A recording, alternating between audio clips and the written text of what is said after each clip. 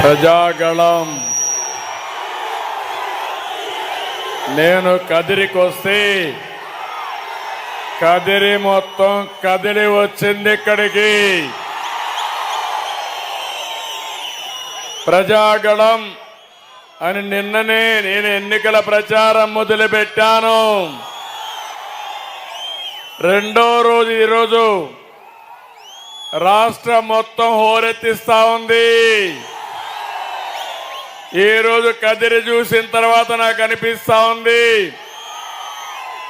NDA గెలుపు, కందికుంట ప్రసాద్ గెలుపు ఎవ్వరూ ఆపలేరు.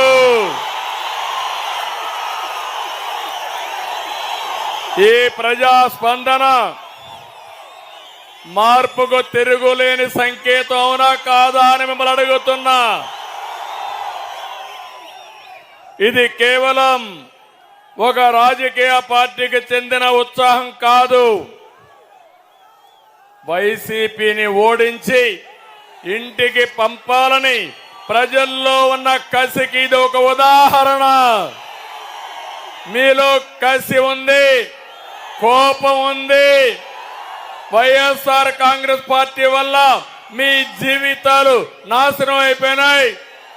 తిరిగి చిత్తుగా ఏదో ఫ్యాన్ ఉందో ముక్కలు చేసి వేస్ట్ బాక్స్ లో పరేయాలి.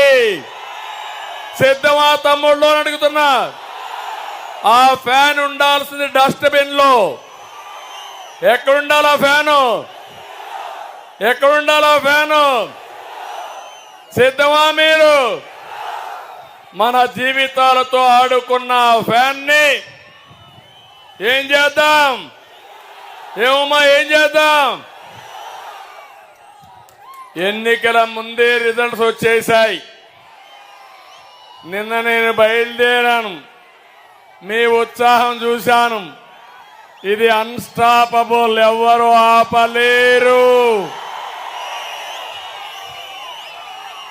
నిన్న ఈరోజు జగన్మోహన్ రెడ్డి సభలో సిద్ధం అన్నాడు. మేము సిద్ధం నిన్ను ఓడించడానికి ప్రజలందరూ కూడా సహాయ నిరాకరణ ప్రారంభించారు. పాపం ఫ్రస్ట్రేషన్ లో ఉన్నాడు, డిప్రెషన్ లో ఉన్నాడు. ఈ కదిరి చూసిన తర్వాత ఎన్ని టీవీలు పగలుతాయో నాకు తెలియదు.